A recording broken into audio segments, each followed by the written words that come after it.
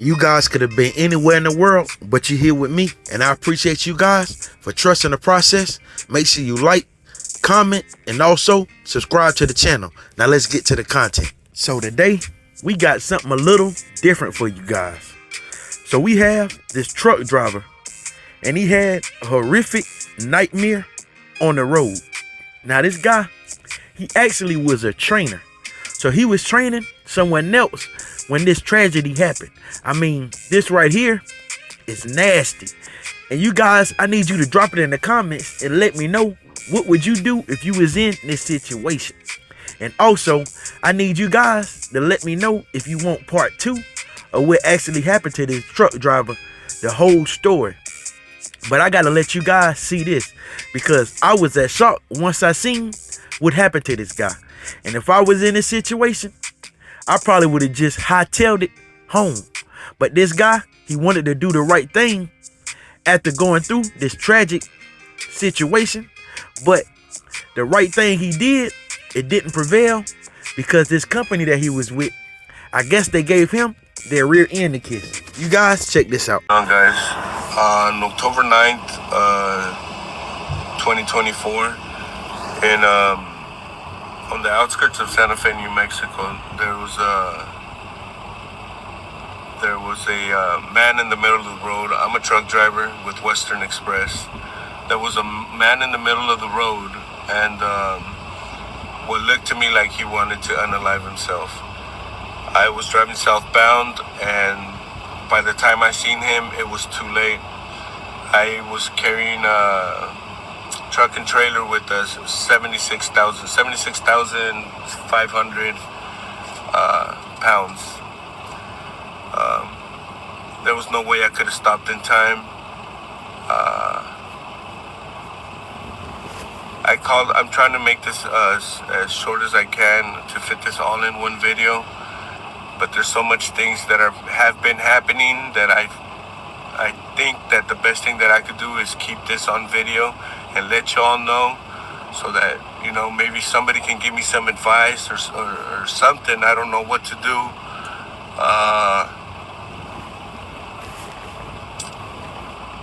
So a man was unalived. I called 911. The officers showed up. They questioned me and my trainee.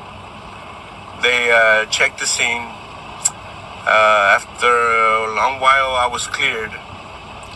And the officer noticed that one of my headlights was not working because of the impact. So he said, he asked where I was going. I said, I have a load that needs to be dropped off in Pruitt, but I'm fueling in Albuquerque, New Mexico. And he said, well, take this to Albuquerque. I'm not going to put you out of service, but get it fixed in Albuquerque. I said, yes, sir, I will do that. So that was the plan. I was going to go to Albuquerque and find somewhere to park and just process everything that just had happened.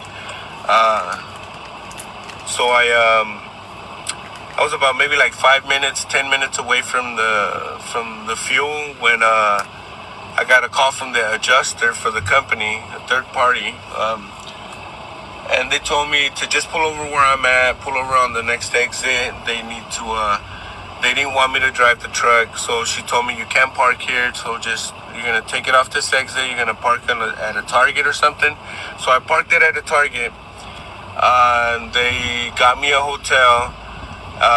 At the hotel, I was drug tested, alcohol breathalyzer, and then that was it.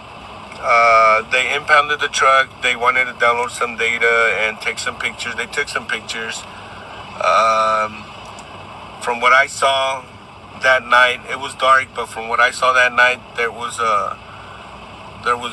blood on the deer guard. There was just cracks on the hood. The hood mirrors, some of the pieces were broken off. The front grille, some of the pieces were broken off. It was a pretty big impact. What I saw that night, I've never seen in my life, and I don't wish anybody to go through that, because it does something to you. It did something to me.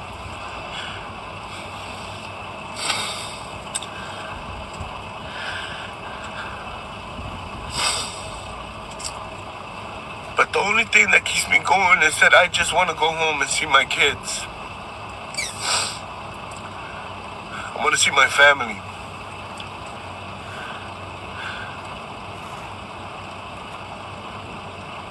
So that next morning at the hotel, my trainee got cleared. He got a bus ticket home. The truck was cleared the next day as well, but I wasn't cleared.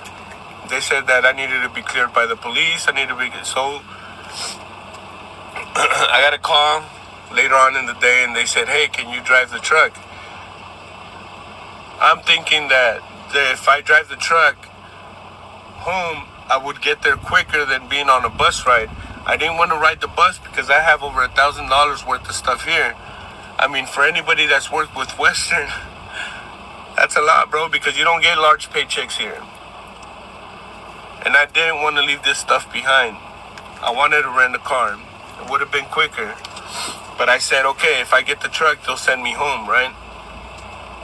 So they gave me a truck, and they asked me if I could drop off the load, which was on the way home. So I said, yes, I'll do that. But as I'm driving through that night, I would pass through dark patches of road. I would pass through potholes. And because of these low beams and the distance that you could see through them, I would think that there was somebody trying to cross the road. So I knew that wasn't right. I knew that it wasn't safe for me to drive at night. But the drive wasn't far away. I think it was only like a 2-hour drive. So I ended up turning in the load, but I sent in a message to the company. I told them I can't drive at night. When the headlight is out, if I get pulled over by a DOT officer, they're going to put me out of service and I'm going to be in a violation. If I'm going to continue, I'll do it during the day. I feel much safer driving during the day. Plus, I could see more. Throughout this whole trip, I'm driving in this truck, and through the air vents, bro, the smell that comes out of those air vents, it's not nice. And so I ended up turning in the load, and I park it. I don't pick up the next load. I got another load, and it was coming out of Pruitt. And I noticed the next morning when I was gonna go pick it up at the same place, that it was actually going to Yuma, Arizona. And then that one had to be turned in on Saturday, and then I had to pick up on Monday from Yuma and then go to City of Industry in California. So I was like, wait a minute, like, I'm still working for you guys. When I told you guys from the beginning that all I wanted was to go home. Like, get me something to go home. Hey, well, we're working on that. That's the plan, Jose. That's the plan. And I was like, dude, like, what the hell? You know, like, no, like, I'm not doing that. I'm not sitting in this truck. I don't want to be in this truck. I don't want to drive in this truck, dude. Like y'all don't know what I saw. You know what I mean? And I'm still right now in this truck. It is Saturday. I had parked in Gallup, New Mexico, because I told them that I couldn't continue driving, that I needed some help. I needed somebody to take over and just get me home.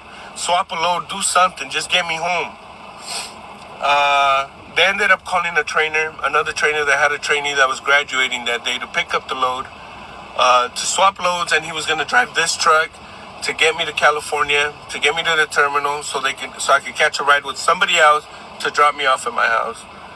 And I said, okay, that sounds good. You know, we're getting, you know, we're moving. I want to go home. You know, that's what's important to me. And so they give me the contact information. I get in contact with the trainer, and he's like, well, what happened? Like, the situation. I had explained to him what had happened. When the trainee found out what had happened, he had told the trainer, hey, has the truck been washed? I said, bro, I've been calling them to let me wash the truck. They said that if I wanted it washed, that it would have to come out of my own pocket. I don't make enough money in this company to wash a truck.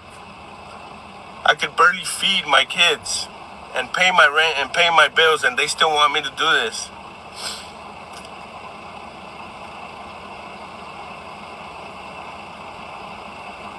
he refused. He refused to take this load if the truck wasn't washed, clean. So they took him off. They left me in the truck. They ended up calling me and telling me, "Hey, Jose, we're just gonna get you a bus pass." I said, "I told you guys I can't get a bus pass because I have stuff in here. Let me rent a car." "Well, if you rent a car, it's coming out of your own pocket, Jose." I said, "You know what?" I think it was my driver manager. I said, "You know what? Tell whoever told you that, tell them to stick that bus pass up their ass. I'll get my own my car to rent." So I guess the guy that had said that got offended and gave me a call back. And I said, "Yeah, I said that. I mean, you guys are not doing anything for me, bro. You guys are not doing anything. I'm literally going through it." And Now that was part 1. I need you guys to let me know in the comment section below, do you guys even want to see part 2? And also, if we have any truck drivers out there, I need you guys to drop it in the comments and let me know your experience, your nightmare experience as a truck driver, over the road or local.